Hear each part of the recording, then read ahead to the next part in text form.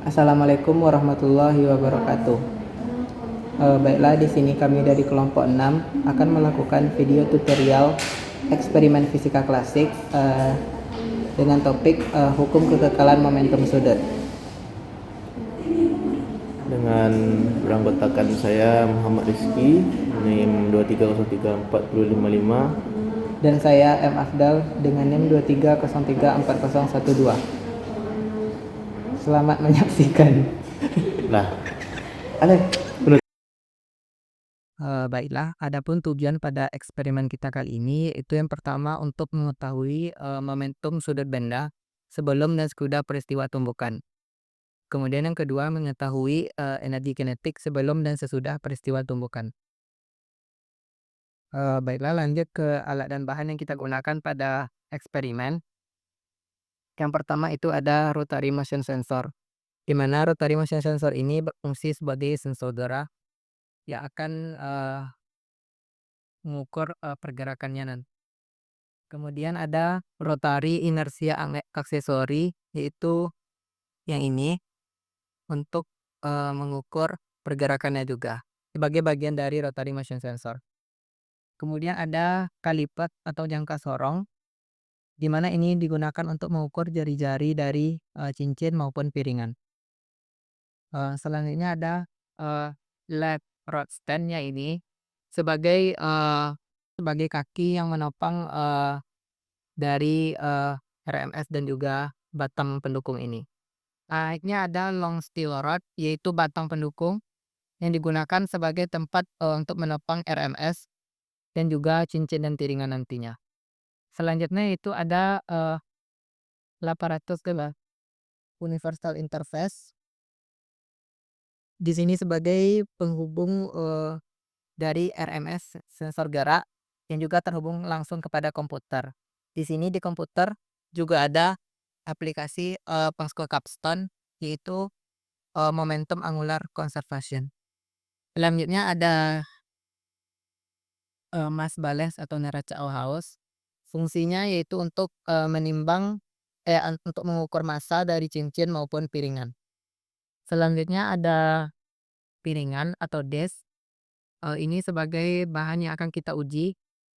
Selanjutnya ada piringan, juga sebagai bahan yang akan kita uji.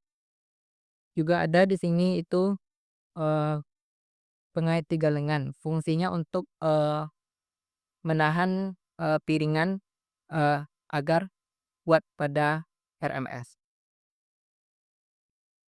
Baiklah, untuk settingan awal dari eksperimen kali ini, yang pertama yaitu memasang rotary motion itu batangnya kita pasang. Kemudian menyambungkan universal interface dari RMS ke universal interface sudah juga. Lalu kita menentukan massa dari cincin dan piringan yang akan kita gunakan. Dapat kita menggunakan neraca Auhaus, diletakkan saja seperti ini. Dan ketika kita ukur bagian dalam dari kondisi dengan bagian atas sekitar 100,5 gram. Kemudian sama untuk cincin, kita tolong cincin ukurannya kita ukur juga ya sekitar 100 gram, 100 gram lebih. Setelah melakukan pengukuran dengan massa depan, massa cincin dan piringan, selanjutnya itu mengukur jari-jari luar dan jari-jari dalam dari cincin. Kita menggunakan mana itu jangka sorong. Di sini jangka sorongnya digital ya teman-teman.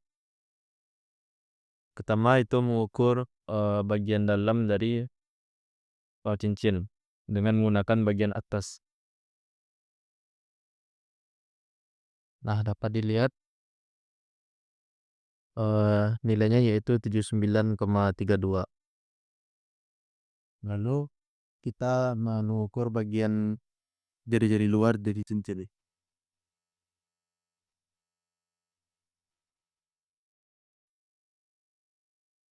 Dapat kita lihat data nilainya yaitu 88,74. setelah piringan dari luar dan dalamnya, kita juga mengukur jari-jari dari piringan dari dapat dilihat data itu 88,7170.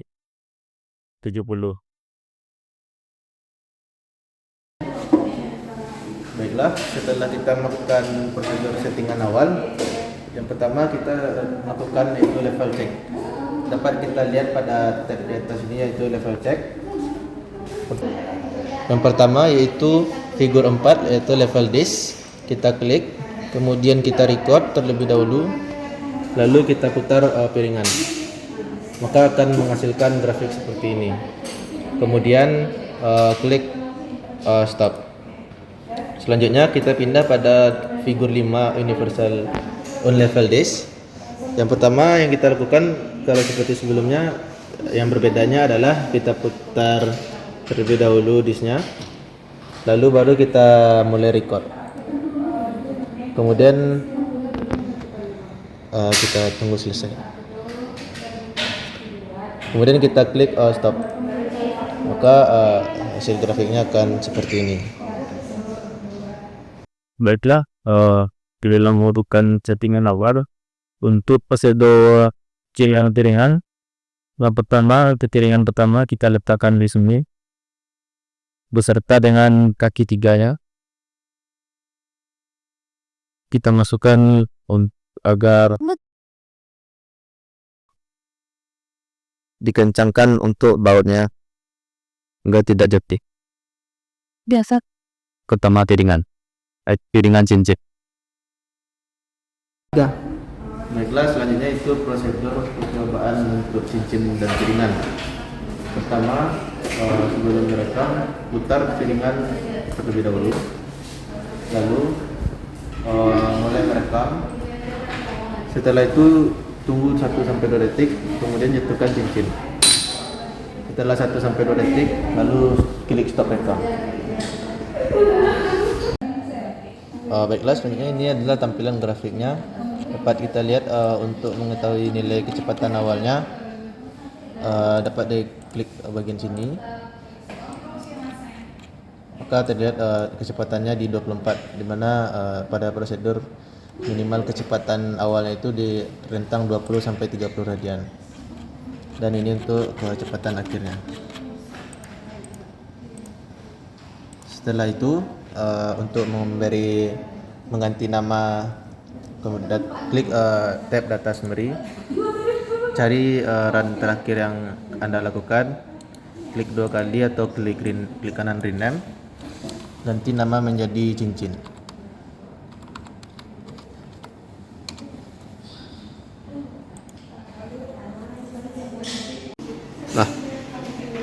Baiklah, selanjutnya kita di sini akan melanjutkan untuk percobaan pada piringan, di mana prosedurnya sama, tetapi kita di sini hanya mengubah cincinnya tadi ke piringan yang kedua. Untuk prosedurnya sama. Pertama kita putar piringan 1 searah dengan jarum jam. Setelah itu kita klik record pada komputer. Nah, setelah 2 detik kita jatuhkan piringan 2 ke atas piringan 1 yang berputar.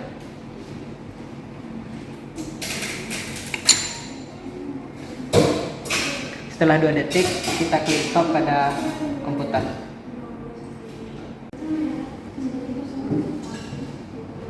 Baiklah, di sini dapat kita lihat grafik yang dihasilkan dari prosedur piringan, di mana di sini dapat kita lihat bahwa itu kecepatan sudutnya itu muncul dari 28. Karena kita mengatur kecepatan sudutnya itu antara 20 sampai 30, maka keluarannya itu harus berada di antara rentang 20 sampai 30 radian per second.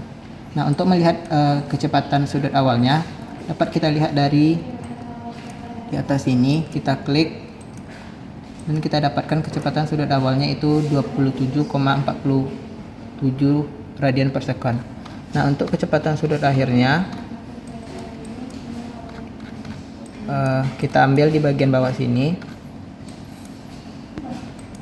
kita klik, dapat dilihat bahwa itu kecepatan sudut akhirnya 12,75 radian per second. Baiklah, selanjutnya kita akan memberi label untuk prosedur ini dengan nama piringan. Pertama itu kita buka data summary, kemudian kita pilih run kita yang tadi, kita klik kanan, kita ganti namanya menjadi piringan.